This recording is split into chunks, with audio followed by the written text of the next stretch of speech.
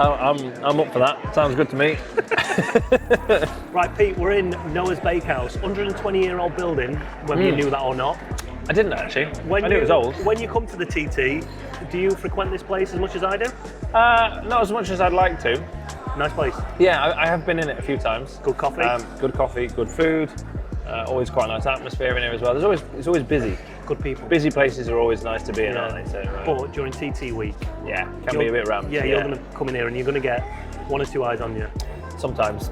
Not that that's where the interview was going, but looking at TT week, you must come here and it almost must feel surreal to come here and, for want of a better phrase, be a rock star, right? But then go back to your Z-lister. Yeah, go back to your workshop. And all right, some people will know who you are, but essentially the majority of people, if you walked into Tesco, they may or may not know who you are. So it must be, it's like the right level of fame, right? Yeah, I've kind of described it like that to people before. Yeah. When I'm here for TT, obviously it's super busy, and most of the people that are here because of TT, and they know who I am because at the minute I'm one of the guys at the front. Because of that, I get obviously a lot of attention.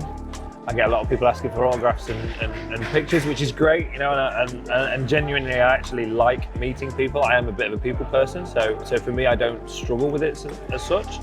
However, after 2 weeks of it, You're all talked out. I'm very much talked out because not only am I talked out, but I'm also riding a lot and I've got a lot to think about.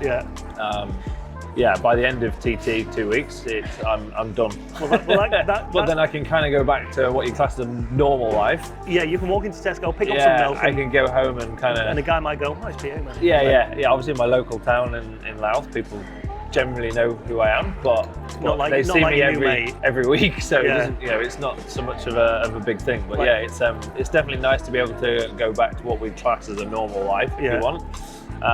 The right level of fame. That segues me nicely into the next question about the demand of your time. Like, we're here at the press launch. Yeah. Unfortunately, I had a terrible trip over here with cancellations, change of ferries, You ended up on the ferry in the end. I got on the ferry in the end. You ended up here 6 o'clock this morning. Yep. We're now at about 10:30. Yep. And we've already demanded your time. I'd go as far as saying you are the busiest rider for what you end up doing, with the amount of corporate sponsorships, the meet and greet with the fans. Yeah. It is a busy time, I need even to now, learn right? to say no. Is that your problem? Yeah. You just don't say no? I just don't say no, Because you want to please them, or?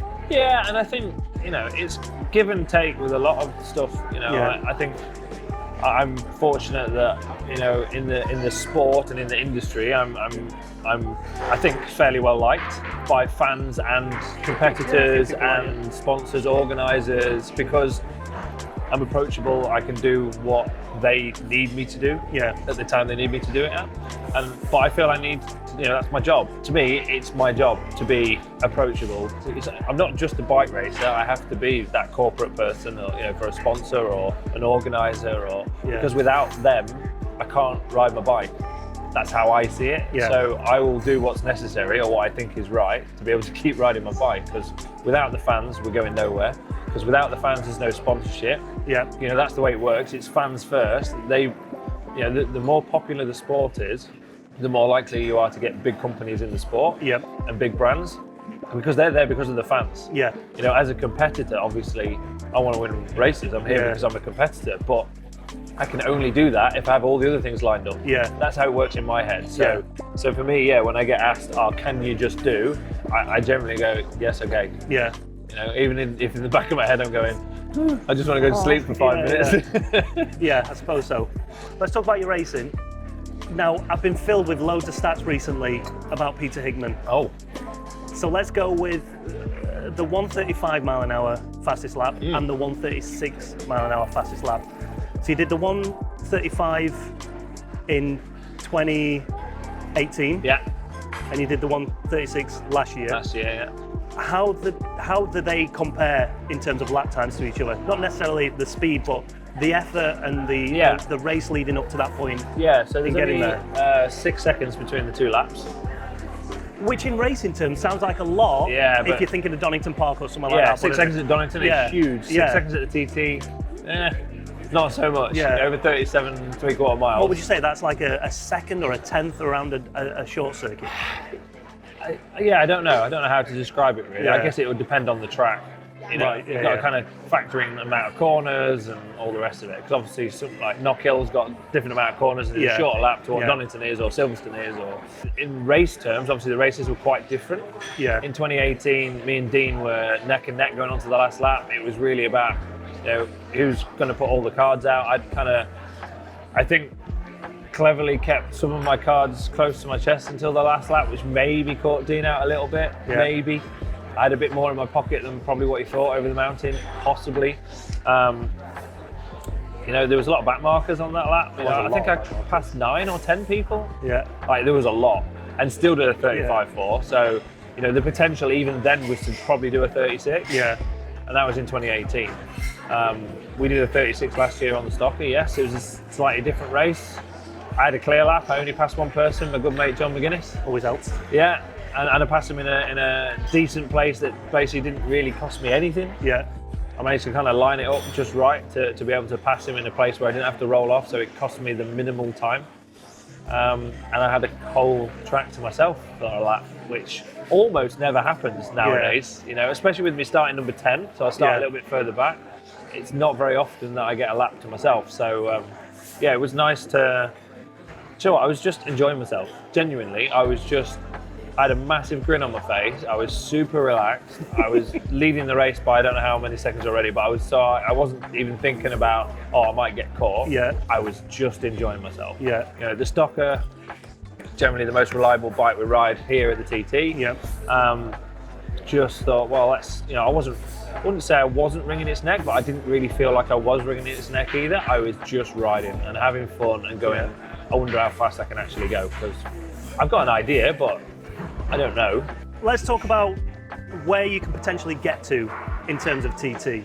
So if you look at your track record, you've had 13 wins from 45 races. Yeah. John took 45 races to get to 13 wins. Did he? Yes. Oh, that's an interesting fact. Michael took 54 races to get to 13 Another wins. interesting fact, yeah. Full of them. So it just shows you are where the you're fact at. man. I just do a lot of reading.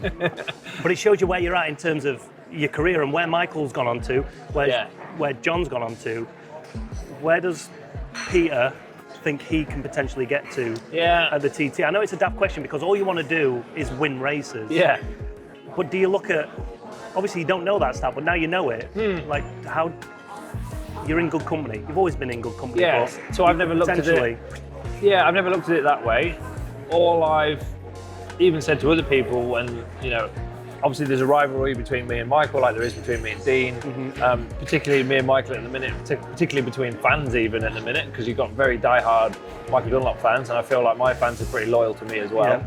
Yeah. Obviously Michael's 25 race wins, it speaks for itself. Yeah. But he's also been coming here a lot longer than me. You know, he's got actually way more experience than I have around here. Yeah. And I've actually only been winning for 4 years,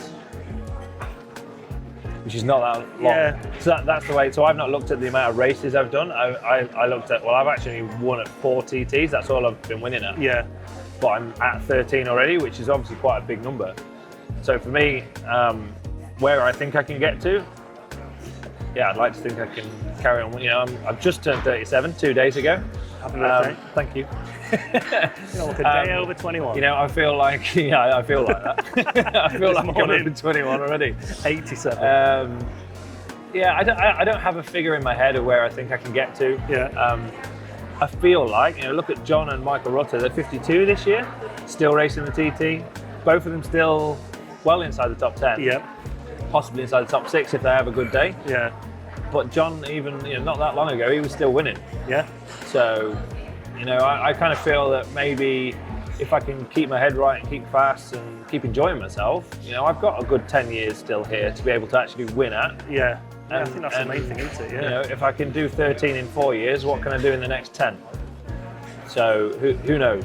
I don't think a lot of people realise is what a golden age of the TT we're probably in right now, because we're in it and we're living it.